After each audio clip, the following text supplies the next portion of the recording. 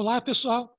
Meu nome é Fábio Bosa, sou professor de Direito Penal e Criminologia na Universidade Federal do Sul da Bahia e quero registrar que é com muita satisfação que eu aceitei o convite feito pelo professor Maurício Dieter, do CPEC, na USP, e da organização do evento, né? O professor Maurício na coordenação e os professores Rafael e professora Júlia na organização desse curso de introdução ao pensamento crítico do professor Juarez Cirino dos Santos.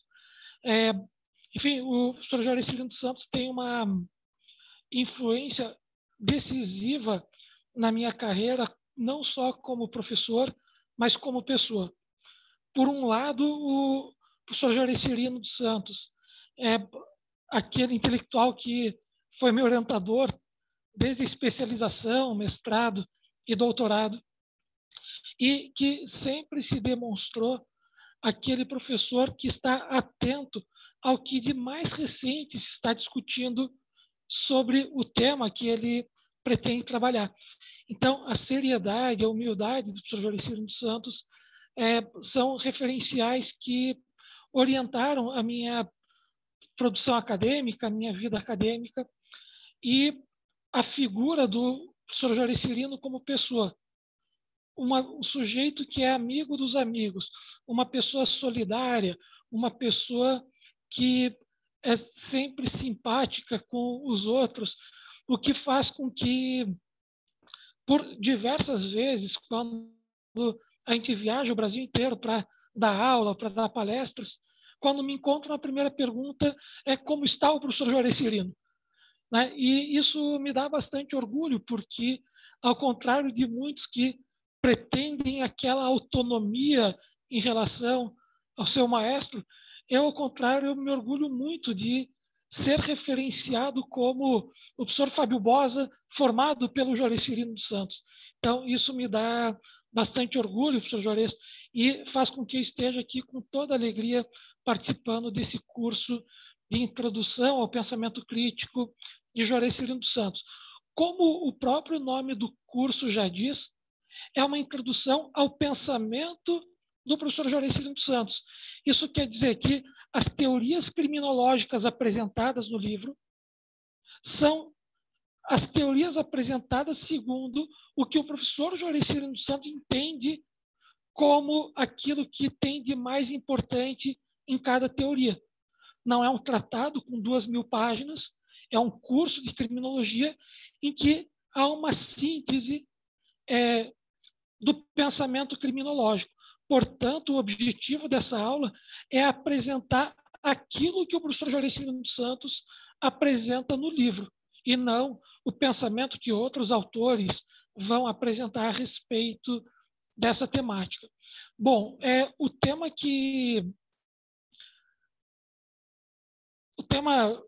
do qual eu pretendo trabalhar com vocês são as teorias subculturais. E é possível afirmar que o conceito de subcultura ele é mais descritivo e mais prático do que o conceito de associação diferencial, né? Aquele que foi apresentado pela professora Júlia na semana passada.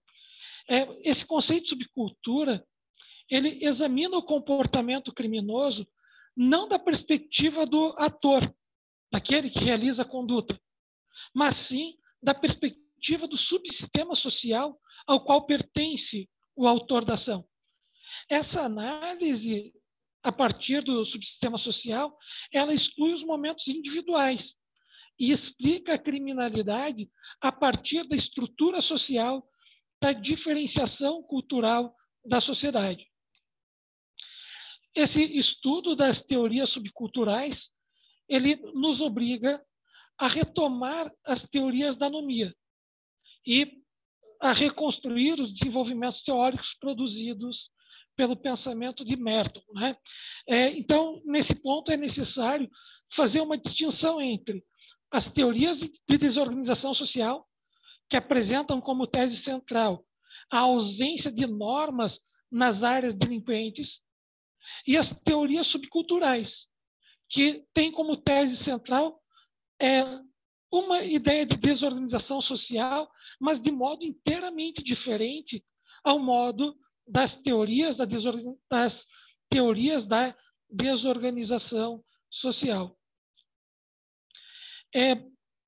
A ideia de anomia de Merton admite a existência de metas como objetivos culturais generalizados na sociedade, mas exclui a existência de meios para atingir as metas. A teoria da desorganização social, ao contrário, trabalha com a noção de disjunção entre cultura e estrutura. Então, essa é a diferença entre as duas teorias. Então, a teoria da anomia trabalha com a existência de metas culturais e meios institucionais para atingir os fins. O comportamento criminoso é o comportamento realizado por aqueles que querem atingir as metas culturais generalizadas, o acúmulo de riqueza, mas não tem meios institucionais para isso. Já a teoria da desorganização social, ela vai apresentar uma noção de disjunção entre cultura e estrutura social. A primeira teoria subcultural examinada pelo professor Joaricilino dos Santos é a teoria desenvolvida por Richard Cord e Lloyd Olin. Essa teoria subcultural desenvolvida por Cord e Olin, ela é a continuação da teoria da anomia aplicada às subculturas. No principal texto desses autores, a tradução para o português seria Delinquência e Oportunidade, uma teoria das gangues delinquentes. Nesse livro, os autores eles unificam as duas mais conhecidas abordagens sociológicas no estudo do crime. A teoria da anomia de Merton, que procura explicar a origem do comportamento desviante na ideia de anomia, e a teoria da associação diferencial de Sutherland, que define a aprendizagem do comportamento desviante. Então, Merton vai dizer que o comportamento desviante tem uma causa, que é essa discrepância entre a meta cultural de acúmulo de riqueza e os meios institucionais para atingir essa meta, enquanto Sutherland, com a teoria da associação diferencial, vai dizer que o comportamento criminoso ele é apreendido, assim como se aprende os comportamentos conforme a norma. Ou seja, o comportamento criminoso ele é aprendido conforme a frequência e a intensidade das relações que eu desenvolvo com as pessoas que estão no meu entorno.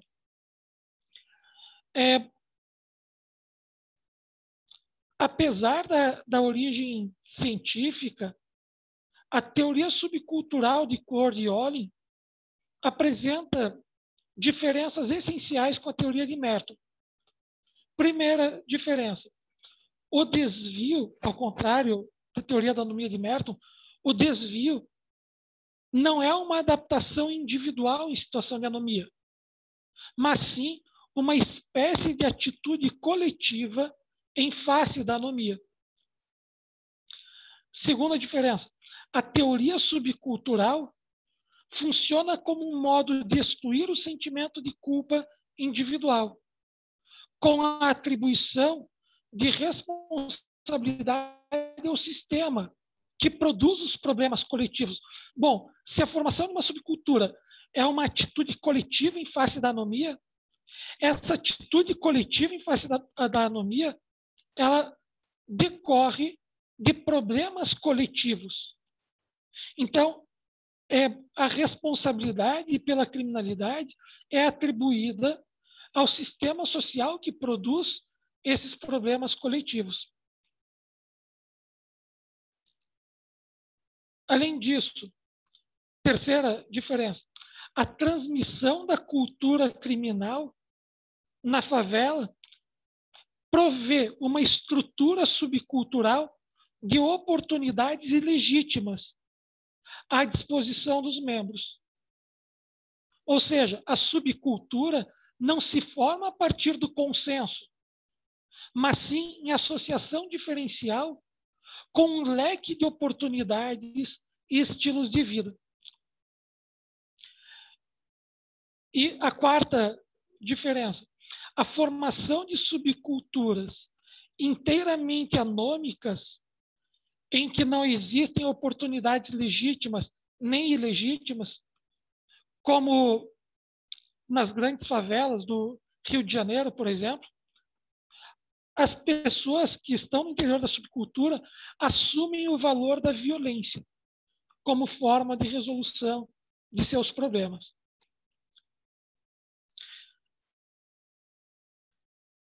Em síntese, a aprendizagem subcultural ela ocorre por associação diferencial em situação social de anomia, com oportunidades legítimas e ilegítimas como base subcultural para a solução de problemas existenciais.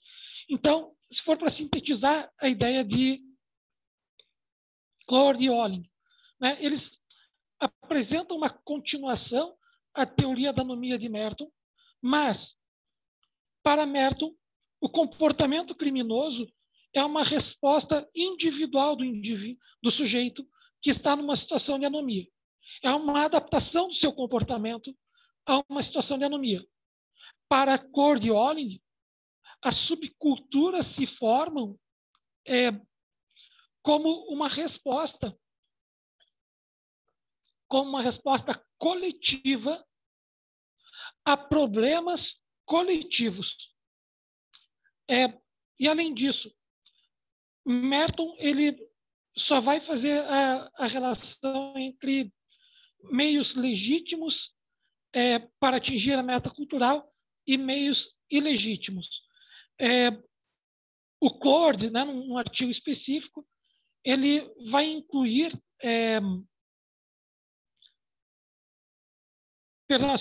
o Merton ele trabalha com a ideia de metas culturais e de meios institucionais para atingir essas metas. Já o Clore vai reconhecer que não existem só meios institucionais, meios legítimos para atingir os fins. Existem também meios ilegítimos para atingir os fins culturais. Bom, qual é a crítica apresentada a essa teoria? Taylor, Walton e Young, lá naquele livrinho de New Criminology, eles falam de uma relativa incompreensão do Clore e do Olin a respeito da diversidade de subculturas na sociedade capitalista moderna. E por que essa relativa incompreensão?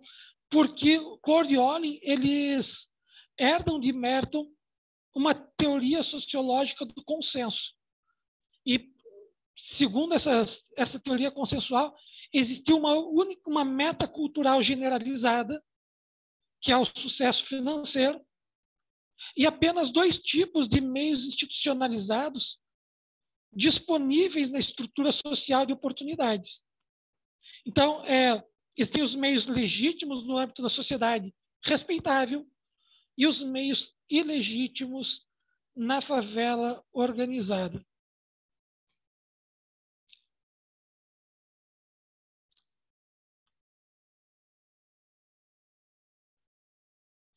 Essa teoria de Clore e Olin, ela não compreende uma lógica não utilitarista para orientar a ação das pessoas. A teoria de Merton, a teoria da anomia de Merton, trabalha com uma lógica utilitarista.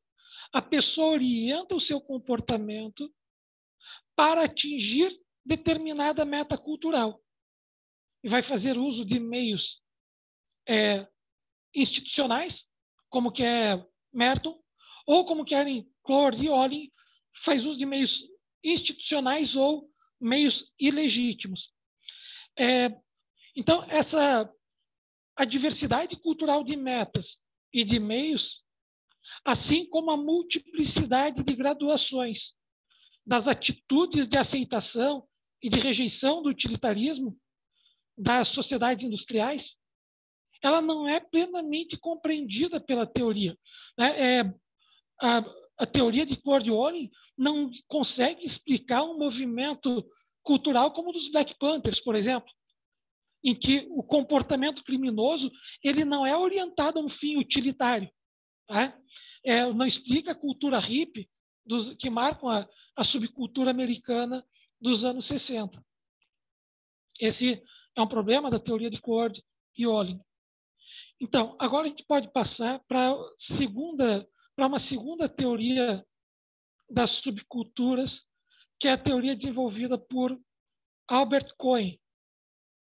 Ele desenvolve uma teoria chamada teoria da subcultura não utilitária.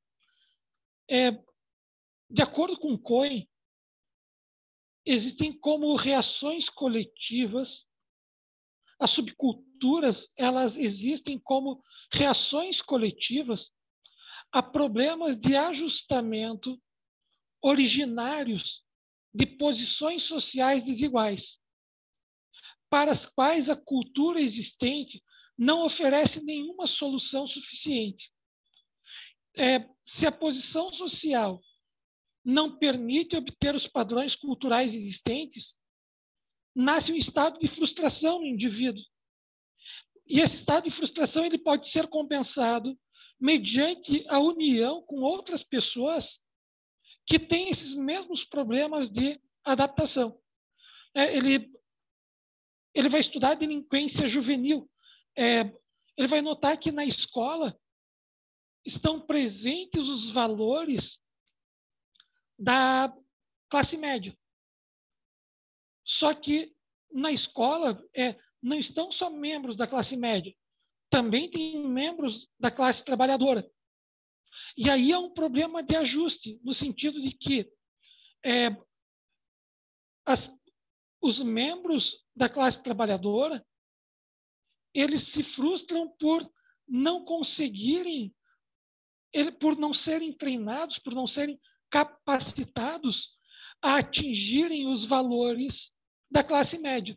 Isso gera uma frustração, o seu status social gera uma frustração. Como reagir a essa frustração?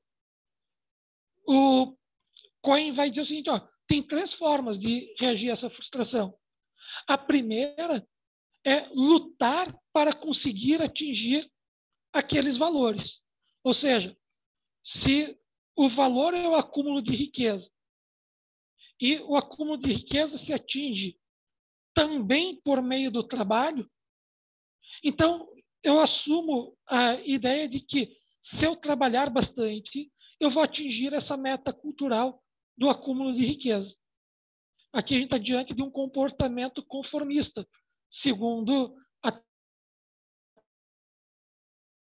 teoria da anomia de Merton. A segunda forma de reagir a esse problema é dizer o seguinte, bom, como eu não vou conseguir atingir essa meta cultural, eu vou assumir o meu papel de menino pobre e humilde e seguir trabalhando só para me manter, né? Sem aderir à meta cultural de acumular riqueza, sem aderir aos valores da classe média. Aqui a gente está diante de um comportamento ritualista ou um comportamento de apatia, segundo a classificação de Merton. E a terceira forma de reagir a essa situação é dizer o seguinte, olha, eu vou me unir com pessoas que têm o mesmo problema de status que o meu, para que a gente crie uma subcultura com valores diferentes dos valores da classe média. Então, no interior da subcultura, eu vou ser valorizado, porque lá eu vou conseguir agir conforme os valores subculturais, diferente do que ocorre fora da subcultura, em que não dá para atingir essas metas culturais. Assim, no interior do grupo, mediante processos de interação né, de aprendizagem, formam-se progressivamente valores e normas homogêneas, que desviam do sistema de valores reconhecido pela sociedade em geral, e que, por consequência, justificam determinados tipos de comportamentos desviantes. Ou seja, na subcultura, uma ação violenta contra alguém da classe média, por exemplo, essa ação violenta é reconhecida como algo positivo dentro da subcultura.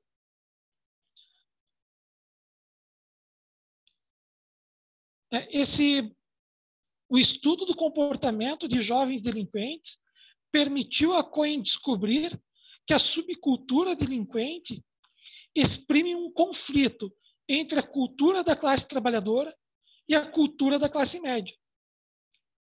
Na escola, jovens da classe trabalhadora são julgados conforme os padrões da classe média. Né? Quais são os padrões da classe média?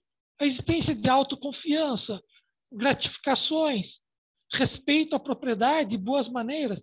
Esses são os valores da classe média. Agora, o adolescente da classe trabalhadora não está capacitado para obedecer esses valores, para competir nesse nível. Por mais que o jovem da classe trabalhadora internalize os valores da classe média, ele não tem capacidade para competir com os valores, com os membros da classe média.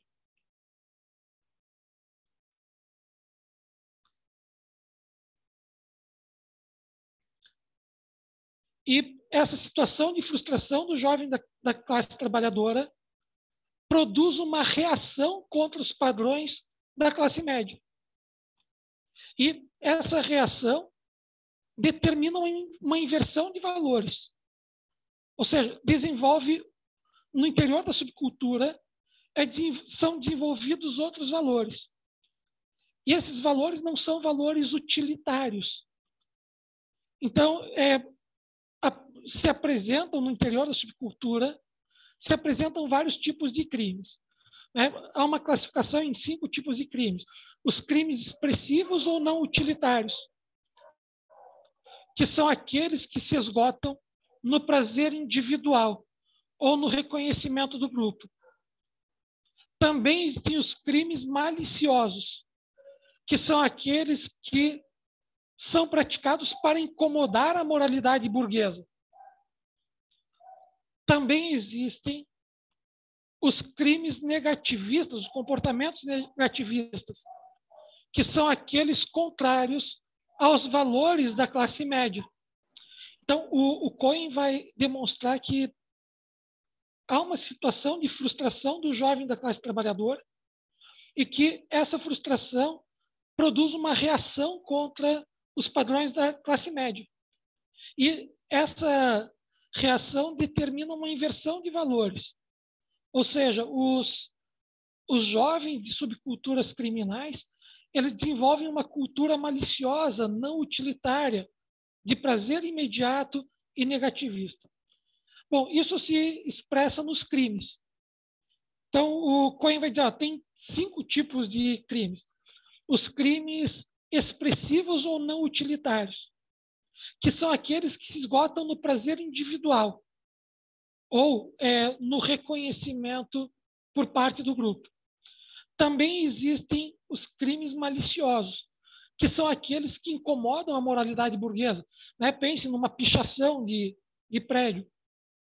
Também tem os crimes negativistas, porque são, não só porque incomodam, porque são contrários aos valores da classe média. Também tem os crimes hedonistas, que são aqueles que realizam impulsos internos de prazer. E, por fim, existem aqueles crimes que configuram um reforço do grupo, da subcultura, contra outros grupos de classe média, ou contra outras instituições ou autoridades, como a família e a escola.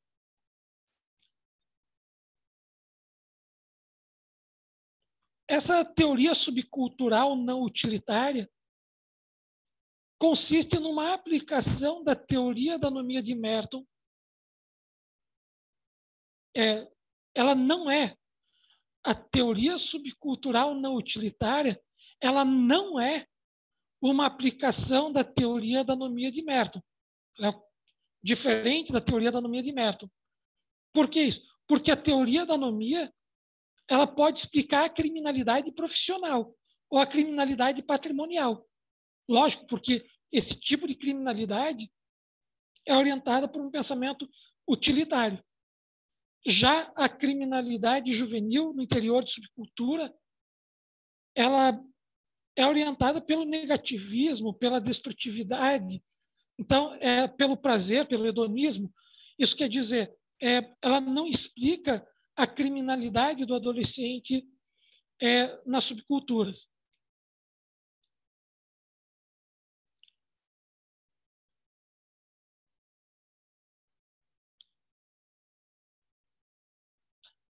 A crítica a essa teoria de Cohen, né? Então, a crítica ela apresenta a teoria como negação da cultura de classe média, mas sem relação com a cultura da classe trabalhadora. Então, essa teoria não apresenta qual é a cultura da classe trabalhadora. Ela simplesmente vai dizer, olha, não existe só a cultura da classe média, há uma reação à cultura da classe média. E que, portanto, há uma diferença entre uma cultura antagonista à cultura da classe média e uma simples inversão da cultura da classe média. Os adolescentes delinquentes pesquisados por Cohen não se engajam nas metas de sucesso porque não têm oportunidades tangíveis, nem as habilidades culturais apropriadas para isso. Ou seja, as subculturas jovens, de jovens delinquentes, elas não vão apresentar uma cultura antagônica à cultura da classe média. Na subcultura delinquente, não há uma tentativa de construir o socialismo, por exemplo. O que acontece é que, como eles não conseguiram atingir as metas culturais, eles foram resolver esse problema deles no interior da subcultura, criando outros valores. Tá?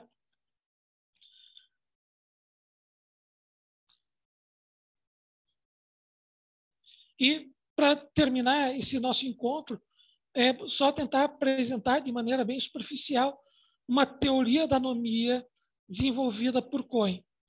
Ele vai desenvolver essa teoria da anomia num texto chamado A Sociologia da Ação Desviante, Teoria da Anomia e Além. Então, é um texto de 1965. Ele tem aí na internet para quem... É só dar um Google que vai achar esse texto. Nessa teoria, primeiro, ele vai explicar a gênese do comportamento desviante.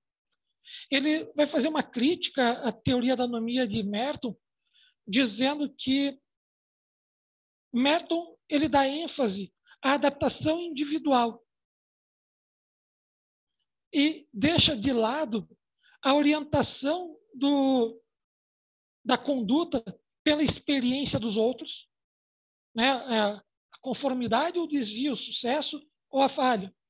E deixa de lado também as indicações sobre a natureza imperiosa da meta de sucesso, ou sobre a incerteza da conquista dessa meta, ou sobre a completude da realização dessa meta.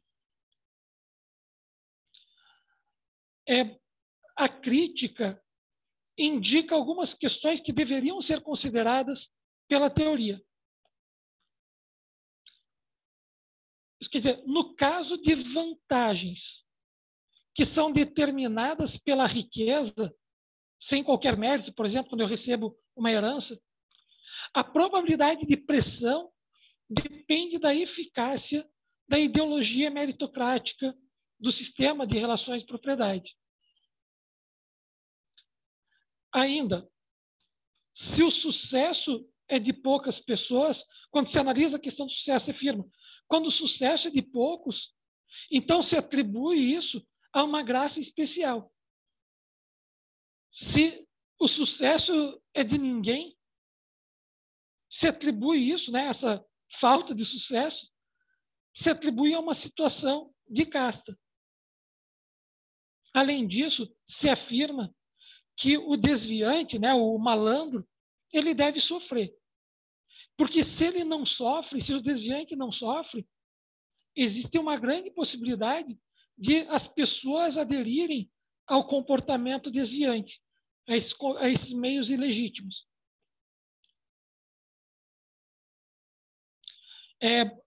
A questão referente à solução imediata. Merton diz que a solução para o problema da anomia é olhada como um projeto individual. Mas Cohen, ele mostra que a solução subcultural passa por um esforço coletivo e colaborativo. A divisão de oportunidades legítimas e ilegítimas com metas consensuais utilitárias não pode atender à especificidade das subculturas da população.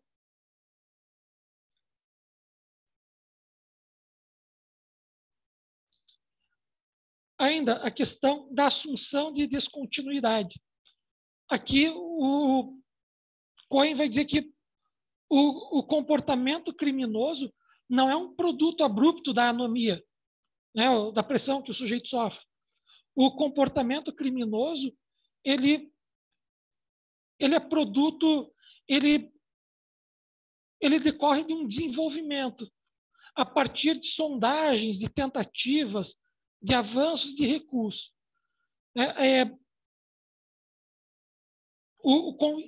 Essa ideia do Cohen se aproxima muito àquela ideia de modelo sequencial de Becker, né? O comportamento criminoso ele vai sendo desenvolvido, ele vai sendo aprimorado, ele vai sendo aprendido conforme a experiência. E, por fim, a questão da interação social, em que Cohen vai afirmar que a história da ação desviante é a história de um processo de interação, como sequência de atos produzidos por um conjunto de atores.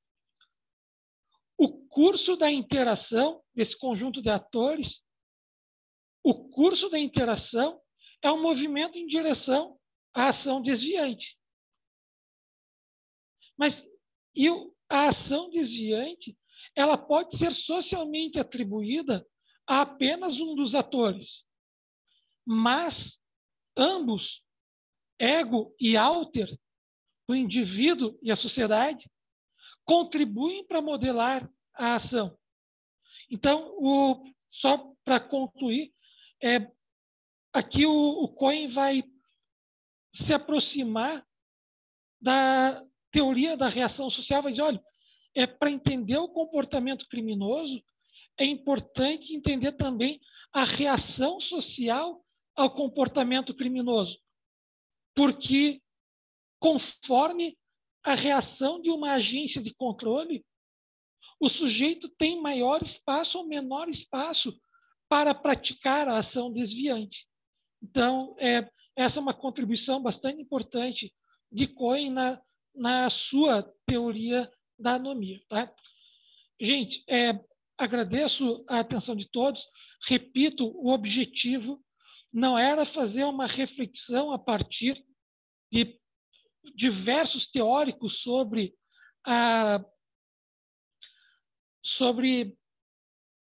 as teorias das subculturas criminais, mas sim apresentar o pensamento do professor Juarez Cirino dos Santos a respeito dessa teoria. Por óbvio que, como uma crítica mais contundente, a gente deveria recorrer à teoria das técnicas de neutralização desenvolvidas por Sykes e por Maxa. Mas isso, certamente, não há espaço para fazer isso nesse momento.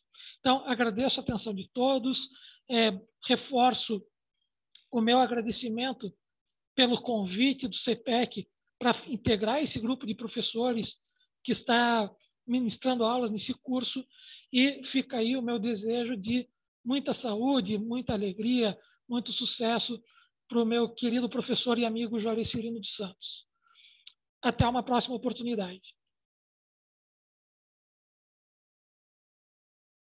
Eu quero dizer aqui da dívida que eu tenho com o professor Juarez Cirino dos Santos. Não para quitá-la, porque essa não é uma dívida das que se paga. Essa é uma dívida que se cultiva, uma dívida de que se tem orgulho, uma dívida que cuidamos para que se perpetue. Do conceito de contrato ao conceito de pena, somos todos condicionados a acreditar que as nossas interações, nossos vínculos, se esgotam na quitação das nossas dívidas. Sobre esse fenômeno tão fundamental para o surgimento e aprofundamento do capitalismo, Juarez Cirino bem nos ensinou ao resgatar a centralidade da tese original de Pachucanes. Mas a verdade é que o que permite a nossa convivência, apesar de toda a desigualdade que nos rodeia, é justamente o que fica fora do contrato. Aquilo que não tem valor de troca, que não tem preço, cujo valor é determinado pelo uso social que de fato tem. O valor da obra de Juarez Cirino não tem preço. Está fora do mercado. Não é mercadoria. Ainda que seus livros tenham preço, nossa dívida de gratidão não se paga. E ainda bem que é assim.